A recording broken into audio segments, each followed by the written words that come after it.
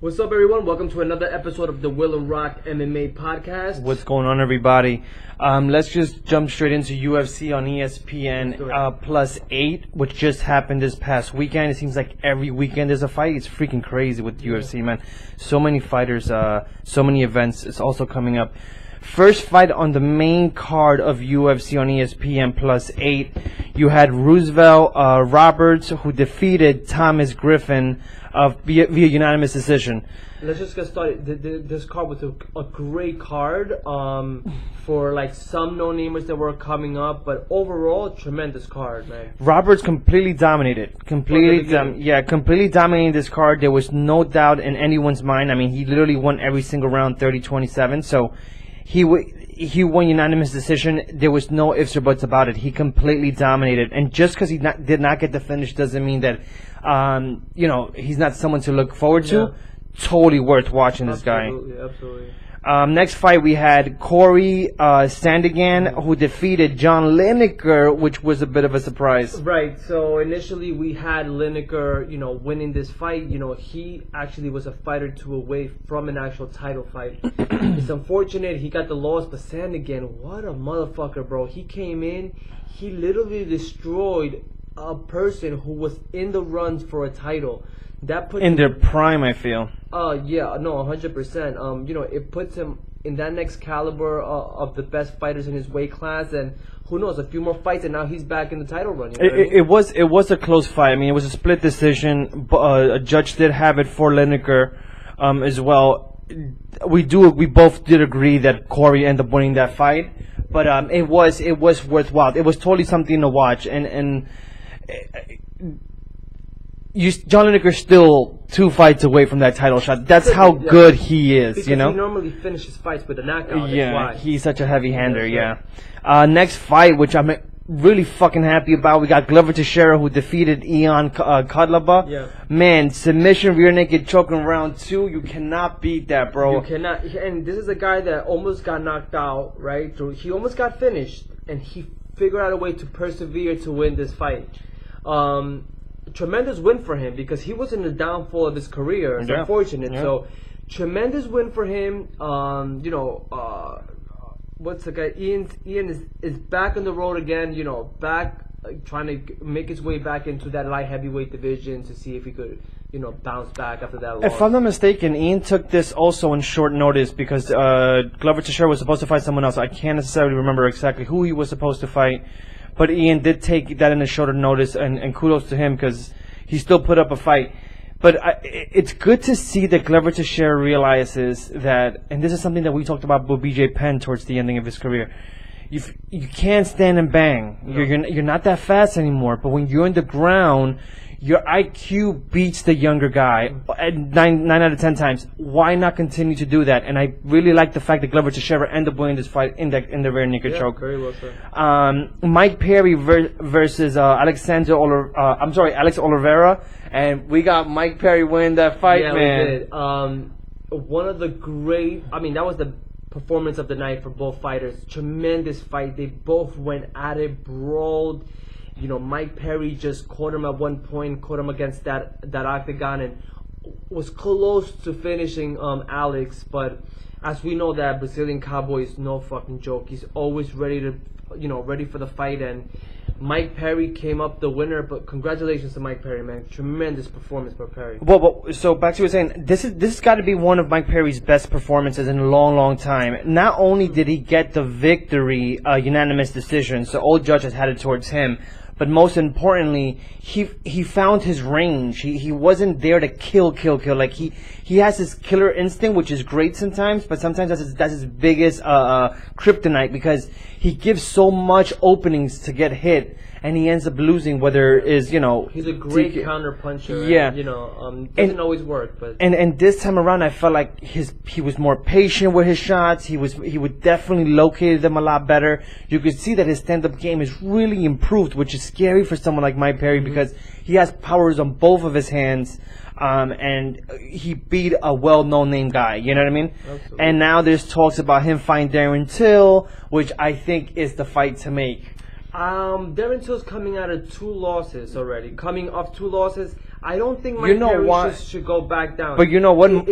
Mike Perry's calling him out. See, that's what the great thing about it is. No. They asked him, should you fight Mike? What do you think about Darren Till?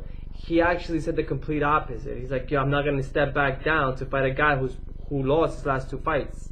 But they were initially talking shit before. Yeah. I'm aware of that one. So I don't see it. Does it make sense? Yes, because it's a great fight, stand-up fight. However, Mike Perry's coming off a great win. Darren Till has lost back-to-back fights. Now he's getting arrested, so he needs to get. Mike Perry wants to get back into the octagon and find out how Darren Till is going to fix that problem that he has. You know. Oh, we'll see. I think that's still the fight to make. I feel. Either way, we got Greg Hardy who defeated Dimitriy Sanavalov. This is one of the biggest shock in the whole card, if you ask me. I think that Dimitriy is better than Hardy in the stand-up, better than Hardy on the ground. Then again, we haven't seen too much of Greg Hardy in the octagon. However, we have to know that Greg Hardy has the stronger right hand, without a doubt. I mean, he has a stronger right hand than majority of that whole weight class. So it just happens that he got caught slipping, and Greg Hardy took full advantage of it. So, congratulations to Greg Hardy. We didn't think it was supposed to be a co-main event, but it was, and he delivered. He definitely delivered. There's a lot of speculation on Dimitri's part. Not Dimitri's. His name is not Dimitri's. Dimitriy. Part because Dana bashed him, bro. In the press conference, Dana bashed that poor guy. I don't know. I think he was 9-1 or something like that. And he mentioned I don't know who his last 9 fights that he's had or the wins that he had, which drives me off the fucking wall. Why the fuck put him in co-main? Why make that fucking fight the co-main event and then go into the press conference and talk shit about a fighter? Fucking make that the first fight going into the card. You got someone like Greg Hardy, who is a knockout artist, who might be able to put on a show for you and really start the card off right. But yet they put him in the mix and literally put him in the co-main event. Doesn't add up. But kudos to Greg Hardy.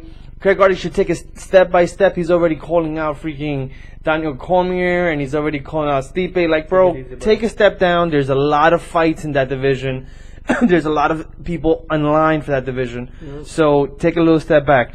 Next fight, we got Jack Hammerson, who defeated Ronaldo Sosa, Jacare Ronaldo Sosa, and Hermanson. No. I keep calling him Hammerson. I don't know why. Hermanson took this fight in short notice. Just finished coming off a great victory. Comes in here and fights, which we both agreed, one of the best fighters in that weight class, and completely won that fight out of complete dominance too. We have to take in consideration every time somebody comes freshly off of another fight, didn't take too much damage, comes back into the octagon. Yes, it's on a short notice, but let's take also in consideration the fighter he's coming to fight. For example, people should give Ronaldo more credit. He was willing to take the fight anyways. It's a short notice. We have to take in consideration it's short notice for both fighters, not just for Hermanson. You know what I mean? Yeah. So kudos to both fighters for even taking the fight. Hermanson was had the upper hand in the fight. However, I don't take anything away from Jacare. I believe he was put in that position. He didn't pretty much had no choice because of Joel Romero getting injured. So. But congratulations to Hermanson. It's a tremendous fight, man. Tremendous fight. Couldn't agree with you more.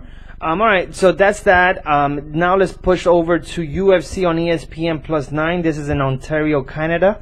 This is Iaquinta versus the Cowboy Cerrone, which, damn, that's going to be a fucking fight to make.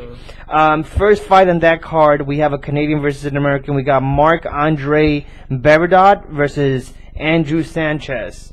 Now, this was both fighters on their way up. It could be the first time these two actually entered the octagon. Not 100% sure. However, a great way to start the card. Always get these fresh faces in the octagon and see what type of sluggish that we're gonna see in the ring. I couldn't agree with you more. These guys are very equal as far as their records go. It's bound to be a great show, and the great thing about it is that Marc-Andre is actually from Canada. Being their fight in Ontario should be very interesting. Next fight, we got Walt Harris fighting Sergey Spivak. I have Sergey winning this fight. We're talking to a guy who's who's undefeated, 9-0. very well standing up, great stand-up fighter. I do smell a knockout in this one. Interesting you say that. If War Harris decides to really put his wrestling into play, it's going to be a long day for Sergey. So this is a balanced fight. I feel. I think it's a match made in heaven as far as for UFC fans. So this is actually something totally worth watching. Next fight we got Murdoch Dazvali, who is actually happens to be an American, and we got Brad Katona, who happens to be a Canadian fighter. Katona being undefeated, being 8-0. Not familiar with either fighter. I don't know if you got any input in this fight. You know, once this always goes back to what we always talk about a million freaking times. People probably fucking are tired of hearing is that these are the fights to watch, hands down. Next fight we got Shane Burgos versus Cub Swanson. Now this is a good fight to watch. I mean, Cub Swanson really needs to win here. Shane Burgos is a fucking monster. Cub Swanson, as we know, is a monster, but it's been really rocky ever since he came from WEC. He just hasn't been looking the same. But it's always so much fun to watch Cub Swanson fight because he's so unpredictable, very orthodox style. You know what I mean? With that being said, should I say?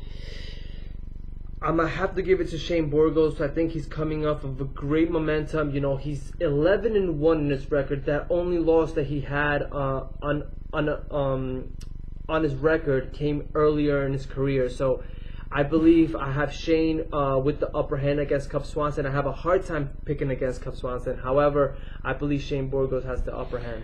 I think experience, and I think every time people gift it back to Cub Swanson, he finds a way to push himself back into that ranking, and it comes this close to getting that title shot and then takes 2 steps back. I feel like it's going to be his coming out party for him. I feel like he's going to win this fight and really put himself back in the map when it comes to that division. So I'm going club on this one. Next fight we got Derek Brunson fighting Elias Theodorou, who's the Canadian. I butchered his fucking last name, but Elias is a fucking beast. Yeah. He's fighting Derek Brunson, who also comes in phenomenal shape every time to show up for this fight. This is going to be the hometown boy versus the guy who I think people are speculating are going to win. I still got Derek Brunson bullying his way into winning this fight in wrestling. I believe that I believe they're going to both stand up. They're going to have a stand-up brawl. It's going to go to decision. I don't see a knockout in this fight. And I'm gonna take it for Elias. I think Elias is gonna persevere the storm that is Derek Brunson, and we're gonna see a unanimous decision all 3 rounds for Elias. And that would be great for the home crowd. For sure. Next and not least, bro, we got Iaquinta versus Donald Cowboy Cerrone, man.